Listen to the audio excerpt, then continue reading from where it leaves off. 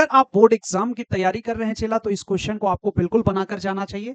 ये क्वेश्चन में आपको सेकंड टर्म का वैल्यू और फोर्थ टर्म का वैल्यू दिया हुआ है चेला, जबकि आपको S25 मतलब समेशन 25 का वैल्यू आपको फाइंड आउट करना है। क्वेश्चन सिंपल है, लेकिन एग्जाम में हर बार बहुत बार रिपीट होता है। आपको ऐसे क्वेश्चन के लिए सिंपल फार्मूला याद रख के सॉल्व करने की जरूरत है, आराम से सॉल्व हो जाता है चेला।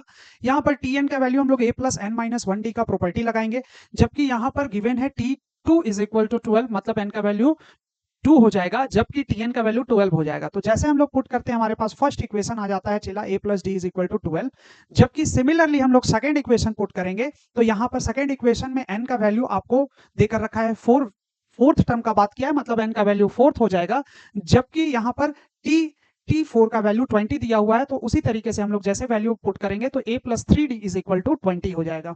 अब हम लोग को जब दोनों इक्वेशन पता चल गया है, तो फ्रॉम इक्वेशन 1 और 2 हम लोग a और d का वैल्यू निकाल लेंगे, और माइनस करेंगे तो a का वैल्यू चला कैंसिल हो जाएगा। According to pair of linear equation हम लोग सॉल्व करते हैं, तो यहां से हम लोग को 2d का वैल्यू फाइंड आउट हो जाएगा, d का वैल्यू फाइंड आउट हो जाएगा, और d का वैल्यू हमारे पास 4 आ जाएगा। अब हम लोग किसी भी एक इक्वेशन में, इक्वेशन नंबर 1 या फिर इक्वेशन नंबर 2 में पुट करेंगे, तो हमारे पास a का वैल्यू आ जाएगा चला। a का वैल्यू हमारे पास आ गया है 12 minus 4, it is equal to 8। तो हमारे पास चला a का वैल्यू आ गया, जबकि d का भी वैल्यू आ चुका है। तो अब हम लोग चाहे कुछ भी वैल्यू निकाल सकते हैं।